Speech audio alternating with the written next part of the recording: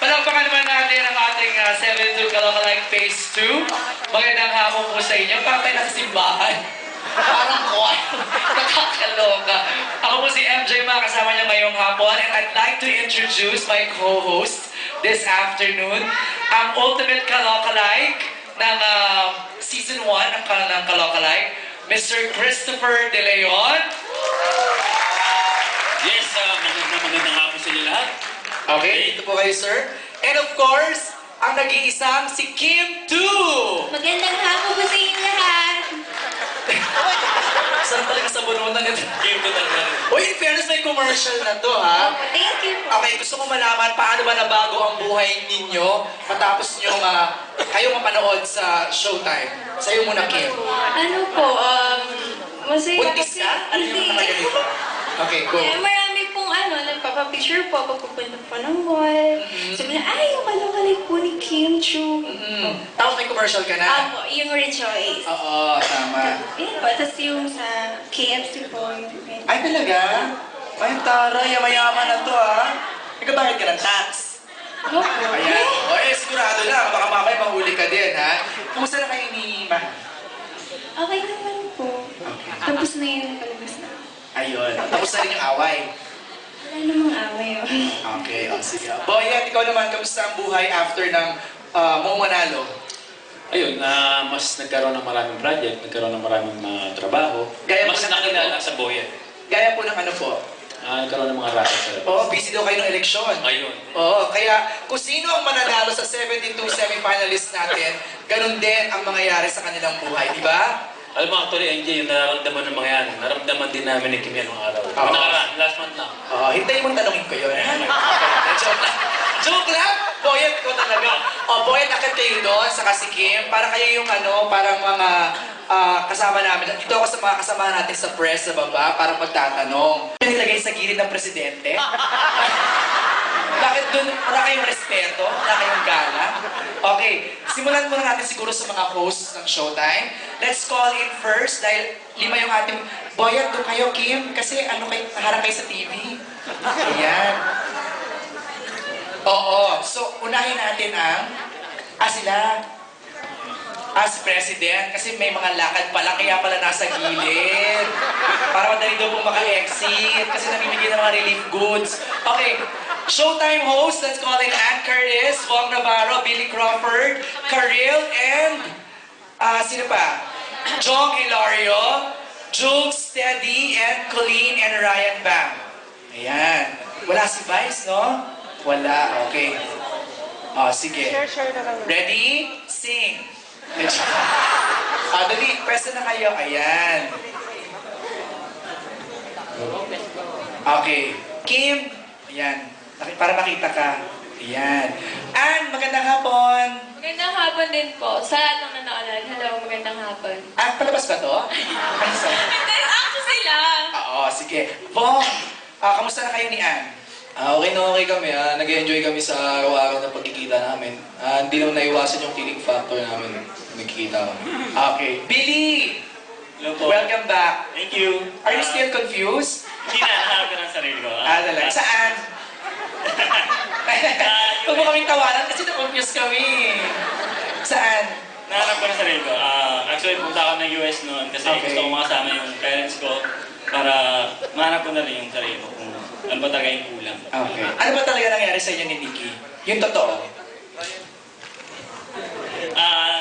Sasagutin mo talaga? Sasagutin mo talaga? Okay. Ito na si Kuya Nestor Cordero. Meron tanong sa mga Showtime hosts. Hindi sa Showtime hosts, pwede ba dun sa mga contestants? Pwede? Gusto ko lang malaman, ano ang inyong, kahit sino siguro, a few contestants can answer this. Ano ang inyong gustong ma-achieve kung bakit kayo sumali sa ganitong contest, borrowing the personality of another artist? Okay. Sino ba ang sasagutin sa mga Sino sasagot? sasagot? Duncan Ramos or Dulce? Dulce, can you answer? Si Bong daw. Bong, go. Ayun, syempre, una sa lahat, magandang hapon, sir. Siyempre, bilang isang kabataan, gusto namin maging makilala bilang maging role model ng mga kabataan na naliligaw ng landas. Yun lang. Okay. Sabi ko naman sa'yo, huwag magkakatol ng 2 p.m. Iba naman daw. Sino pwede sumagot, boy? Sino pwede sumagot? Para si Michael Bill. Sino nasa likod? Katabi ni Mater. Sabi naman din. Kay Brosas. Kay Brosas, Para namang iba kasi nasa isip ko. Iba parang Banji Labanan. Hello mga kaputo! Magandang hapon sa inyo lahat. Tayo ka, ate. Diba? Ayan. Pasagutin mo yung tanong. Well, thank you so much. Salamat sa tanong. Okay. Ang tanong, again? Ayan ang sinasabi ko din. No? O, diba? Recap. O, diba? Okay. Ano ba yung gusto nyo ma-achieve Well, by joining this competition? I really want to prove that I really got a talent. And at the same time, I would like to explore more about my talents and to prove the world that we are talented Filipinos. Nilahat ko na, o diba? Yun. Yun na yun. Wapak. Ganun. Okay. Thank you so much. Next. Sa boy at sa area mo, sino? Ayan, si Aramina. Oh my God, Aramina. Hello po. Kasi po, bihira lang po na magkaroon po ng kaloka-like po talaga. So, tinake na rin po namin itong chance na to para po maging, makuha po yung limelight ng mga stars po na gusto po namin i-portray. Yun lang po. Okay, paupuin na muna natin yung mga showtime host muna para makita raw yung mga nasa likod. Okay, sorry ha. Okay. Ayan. Parang hindi nag-register yung sagot ni Aramina sa akin. Pero, Kim, meron pa bang gusto sumagot dyan sa area Sino mo? may gusto sumagot dito? Ito to si, Venus Ram o Jessica Sanchez? Jessica Sanchez.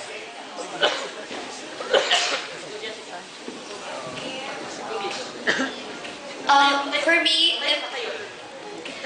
if you're borrowing someone else's personality, it means you're creating a limit to what you really are. It means you really can't do you can't be totally yourself. You have to take care of somebody else's image.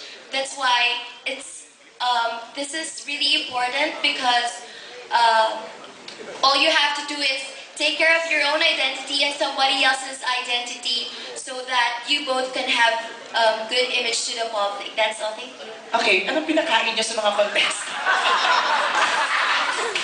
Ang tanong, anong gusto niyong ma-achieve by doing this na meron kayong mga kalokalike? Ano yung gusto niyong mapatunayan? Ano yung gusto niyong ipakita? Okay. JR, yung totoo. Ayan, Dito Kamo. natin. Anong gusto niyo ma-achieve? Okay, una-una ko magandang hapon po sa inyong lahat. Good afternoon po. Okay, sasagutin ko po ang katanungan na ayon po sa aking identity. Ako po si Lito Ornedo Napolitano. Sumali po ako dito sa Kalukalike Phase 2 ng Showtime dahil gusto ko po una matupad po ang aking pangarap.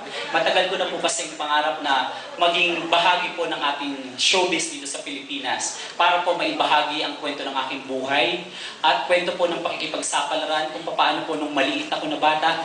Talaga pong pinangarap ko na po na mapanood po ako sa TV ng maraming tao at magbigay po ng kaligayahan sa inyong lahat. Bilang kay Lito Kamo po ng Kalukalike, malaki po ang aming pagkakahawig sapagkat pareho po ang inspirasyon ng aming pinagdaanan, ang kahirapan po ng buhay, kung saan patuloy po ako nagsisikap para mabigyan ko po ng magandang kapalaran, magandang buhay, Ayan na. ang aking pong pamilya at lahat po ng gusto kong tulungan. At makapag-compose po ng iba't ibang kanta, awitin, na magbibigay po para sa inyong lahat. Maraming salamat po at magandang hapon po. God bless.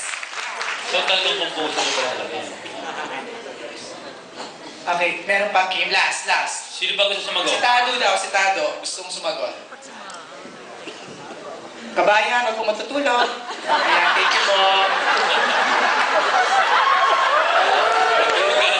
Tulungan kuya ha. Okay. Regarding dun sa tanong mo, sir, kasi inalam ko yung Showtime, may apat silang tanong, di ba? Gusto mo bang magpasikat? Okay. Gusto mong sumikat?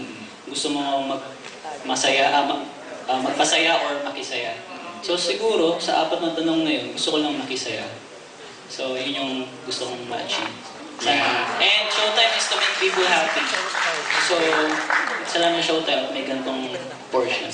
Ilan ba? Iba-iba kasi yan eh. Yung iba gusto matupad ng pangarap. Yung iba, trip-trip lang, di ba? Yung iba parang happy, wala nang magawa sa bahay, sari-sari tayo, di ba? So, iba-iba talaga yan. And walang maling sagot dyan. Ayan ha.